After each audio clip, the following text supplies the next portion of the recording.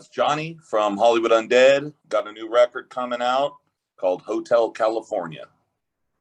Beautiful. Johnny, thanks for joining us today, mate.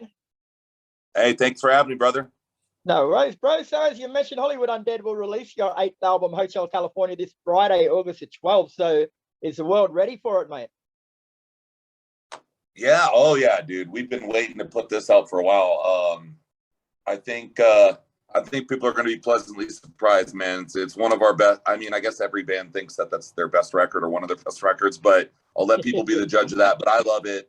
It definitely ranks in the top few records we put out. So we're stoked, bro. Cool. So tell us a bit about the album from a musical point of view, mate, and what you're going for with it. We never really, honestly, I mean, when we write music, we never go in with a particular direction in mind, I don't think.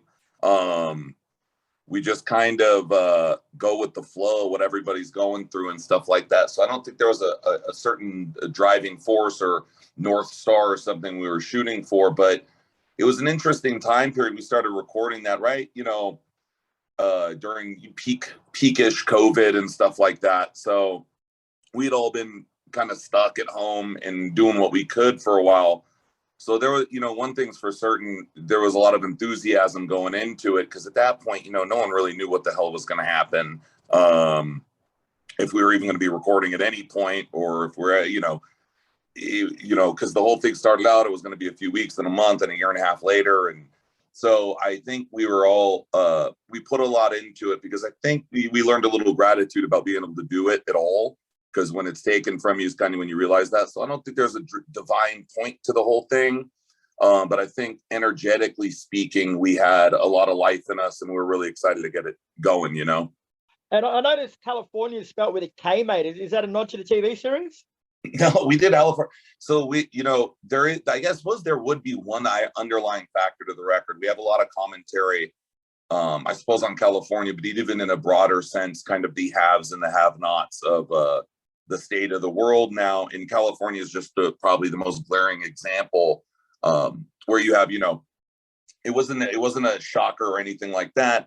We did the K just to change it up. A, we didn't want to get sued, and then B, it's kind of meant to be a mockery of the concept of California in general, which is, movie stars, you got the tech industry and the billionaires and all this stuff. But, California is one of those places, man, you could be at a mansion in Bel Air and drive 2 blocks away and there's a bread line or a food line. So we wanted to get that dichotomy dialed into the album because that's kind of what we saw.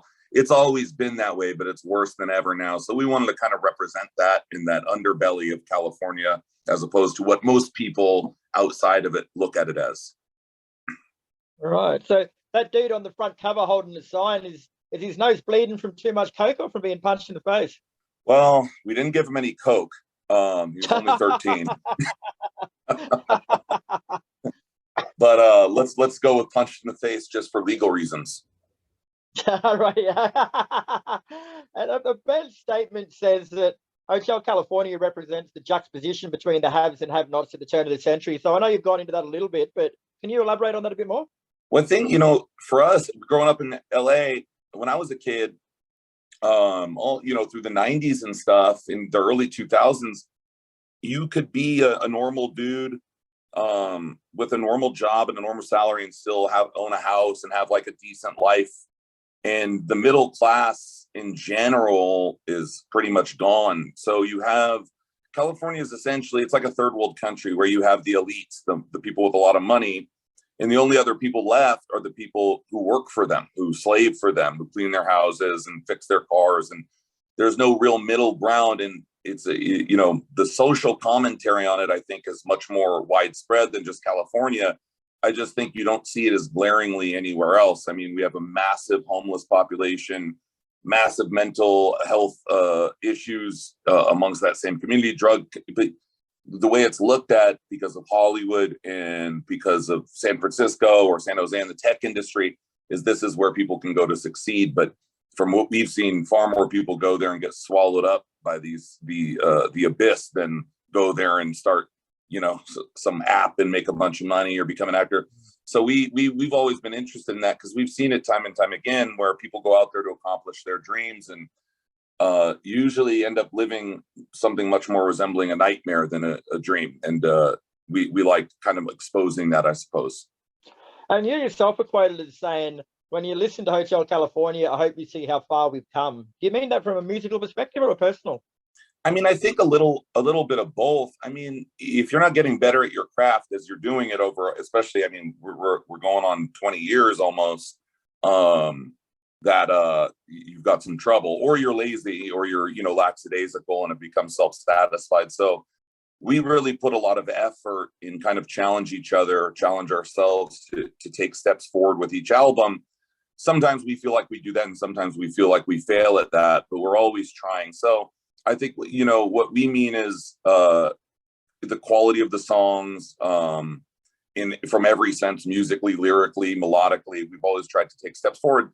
And don't get me wrong, you're gonna fail. You know, sometimes you write shitty songs. That's just the way it is. But I think we've accomplished kind of what we set out to with this album, and we just hope everybody feels the same way. And obviously, some people aren't going to like it. That never has bothered me very much. But as long as I like it, because we're probably harder on ourselves, and if we write a record where everybody in the band's pretty happy with, that's a pretty good accomplishment, because usually someone always is like, this sucks, or this is what that, you know what I mean? So if we're all on the same page, we've already come pretty far. Cool. And, Hollywood Undead formed around the turn of the century, mate. So what was the music climate like back then that gave birth to the band, and where did you guys fit in? I mean, we kind of came in at the tail end of like the glory days of, you know, when we came in, record labels were folding. It was a very tough time, because at that point you had Napster and Kazam and these other pirated sites, right? So the record labels were like hemorrhaging money. Labels used to sign 10 bands, and if one of them succeeded, that they would more than make up their losses. But all of a sudden, they were much more selective in who they were signing, who they were going to put out, because essentially they didn't have that room for error anymore. Because so when we came in, things had really changed from even 5-10 years prior, before Napster kind of evolutionized the way people consume music and stuff. So when we came in, it was a really tough environment, and labels were. We released our third album with our old label, and we found out they went out of business because we couldn't get a hold of them, and they never said a word to us. They just closed up the office, and that was it. So it was a really tough environment. And then kind of, you know, Spotify and all the rest, Apple Music and Deezer and all this stuff came around and kind of supplanted the way it was done before, which is because it gives the artist more control. You can kind of put out music without getting to the gatekeepers. Prior to that, if you didn't get signed and you didn't have a label pushing your album, no one was going to hear it outside your buddies or, you know, your friend group or whatever. But we had to kind of go through that whole transition. So, you know, when we started coming up and stuff, it made the environment a lot tougher for us, because we were broke. We didn't have any money, and there was no money to be made anymore. Even if you were on a major label, budgets were really tight because they were shutting down right and left. So we kind of went through that evolution into streaming, and now things are much more settled into where no one really buys records anymore. Which is kind of sad, because that was always like a highlight for me, is buying a record and reading the sleeve and the thank yous and this and that. And but yeah, I mean, it was a different world then, and it's certainly a different world now. Yeah, fuck yeah. And you guys all started out in the band as being close mates, and you still are. So how hard is it to maintain that friendship in the cutthroat music industry? It's hard, man.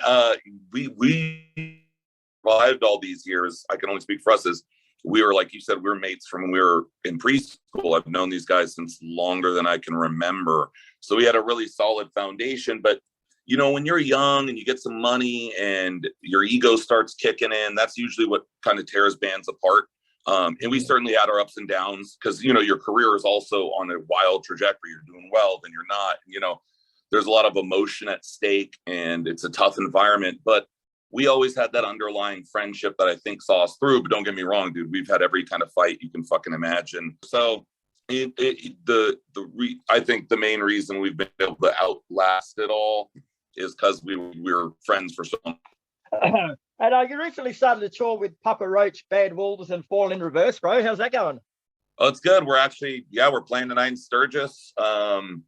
So far so good. The shows are great. We're real close with the Papa Roach dudes. Great guys. Everybody's cool. Everybody's friendly. Proud of playing music. So I definitely can't complain. Yeah, you plan on bringing that over to Australia in the near future? That's definitely in the cards. Hey, you guys got to get out real quick. I'm on the Zoom interview. It's all good. Sorry, dude. They want to do coke in the dressing room. Our crew guys. Yeah. I know, dude. These guys can't. No, yeah, oh yeah, we're definitely it's all in the works and the plans. I know there was some stuff that was going on that kind of made it tougher to go over there, but from what I've heard, that stuff is getting better. Beautiful, mate. All right, Johnny, well, thanks for your time today, bro. Hotel California comes out August the 12th, mate, and she's a cracker of an album from what I've heard. So best of luck with it, man, and we'll have a beer when you do make it over. Enjoy Sturgis. Thanks, mate. I can't wait, brother. All right, man. Take it easy. Cheers, buddy. Take care. You too, man.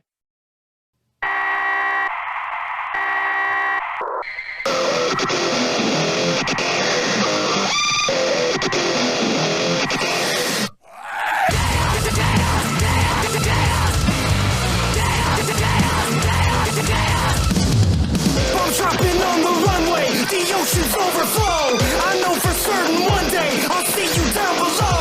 I'll find some solace someday, and you'll reap what you sow. I'll see you bloody Sunday, so you can break your free. Close your eyes, blinded by the fire in the sky.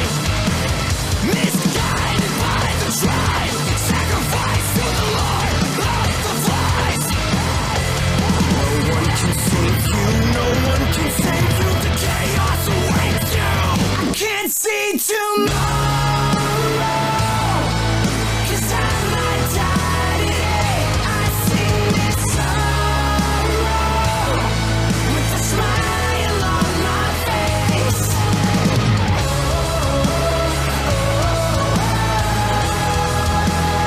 I can't see tomorrow. All we do when the blind lead the blind and